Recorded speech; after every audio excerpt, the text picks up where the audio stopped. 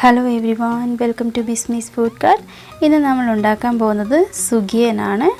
അപ്പോൾ നമുക്ക് ഇത് എങ്ങനെ ഉണ്ടാക്കുന്നതെന്ന് നോക്കാം. ഇതിനു വേണ്ടി ഞാൻ ഇവിടെ 2 കപ്പ് ചെറുപയറാണ് എടുത്തേക്കുന്നത്.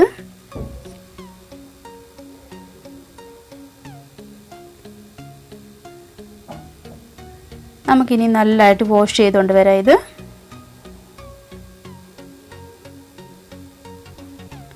ചെറുപയർ നല്ലതായിട്ട് ഞാൻ വാഷ് ചെയ്തെടുത്തിട്ടുണ്ട്. ഇനി നമുക്കിത് വേവിക്കാൻ വേണ്ടി കുക്കറിലേക്ക് ആഡ് ചെയ്ത് കൊടുക്കാം.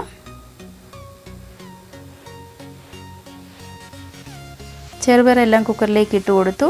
ഇനി ഇതിലേക്ക് 2 കപ്പ് വെള്ളം ഒഴിച്ചു കൊടുക്കണം.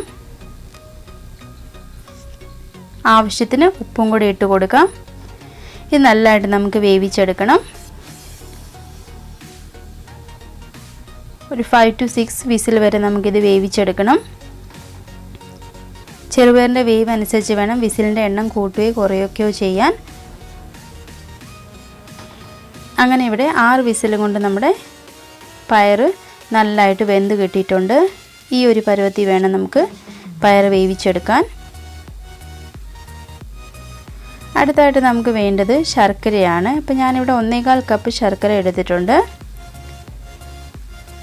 ഇത് നോർമൽ മധുരമാണ്. ഇപ്പം മധുരം കൂടുതൽ വേണ്ടിയവർക്ക് 1.5 to 2 കപ്പ് ശർക്കര വരെ വേണമെങ്കിൽ എടുക്കാം. ഇതിലേക്ക് 1/2 കപ്പ് വെള്ളം ഒഴിച്ചു കൊടുത്തിട്ട് നല്ലതായിട്ട് നമുക്ക് മെൽറ്റ് ചെയ്തെടുക്കണം. അതിനുവേണ്ടി ഗ്യാസ് ഓണാക്കി ഇതിലേക്ക് മെൽറ്റ് ചെയ്യാൻ വേണ്ടി മാറ്റി വെക്കാം.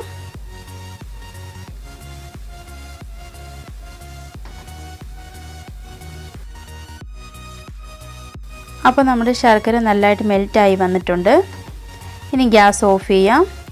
വേറൊരു പാൻ എടുക്കാം. ഇതിലേക്ക് നമ്മുടെ ശർക്കര പാനി അരിച്ച് ഒഴിക്കണം.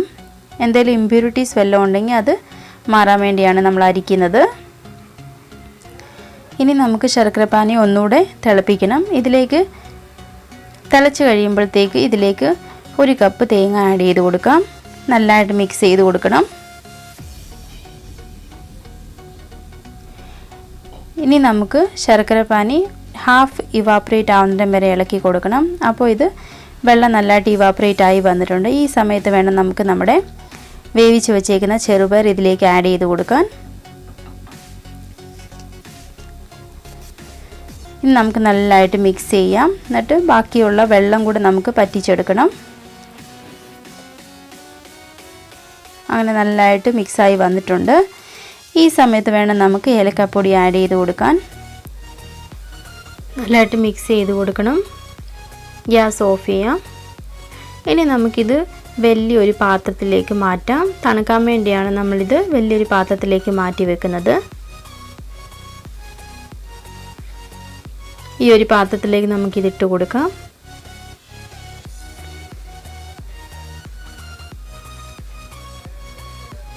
ഇതിനി നമുക്ക് തണുക്കാൻ വേണ്ടി മാറ്റി വെക്കണം.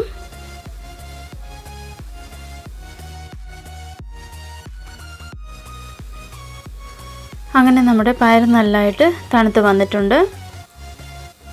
ഇനി നമുക്ക് ബോൾ ഉണ്ടാക്കിയെടുക്കണം. ഈ ഒരു സൈസിൽ നമുക്ക് ബോൾ ഉണ്ടാക്കിയെടുക്കാം.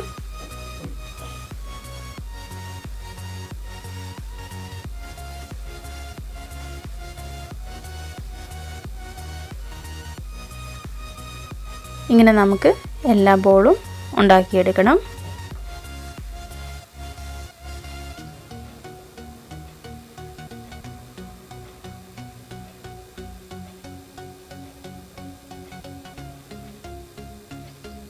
അങ്ങനെ ഞാനിവിടെ എല്ലാ ബോൾസും ഉണ്ടാക്കി വെച്ചു.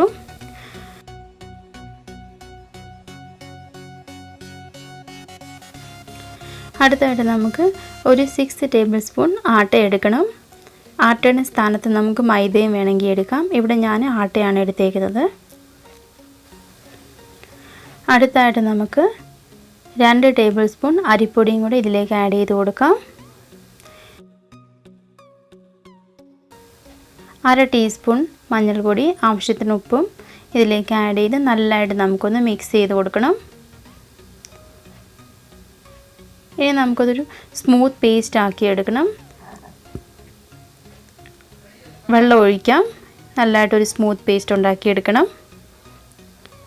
ഈ ഒരു പരുവത്തിൽ ആണ് നമുക്ക് മാവ് വേണ്ടത്.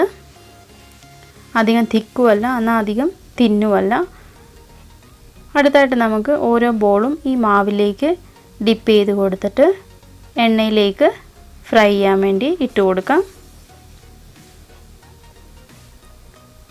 ഓരോ ബോളും മാവിലേക്ക് ഇട്ട് കൊടുത്തിട്ട് എണ്ണയിലേക്ക് ഫ്രൈ ചെയ്യാൻ വേണ്ടി ഇട്ട് കൊടുക്കണം.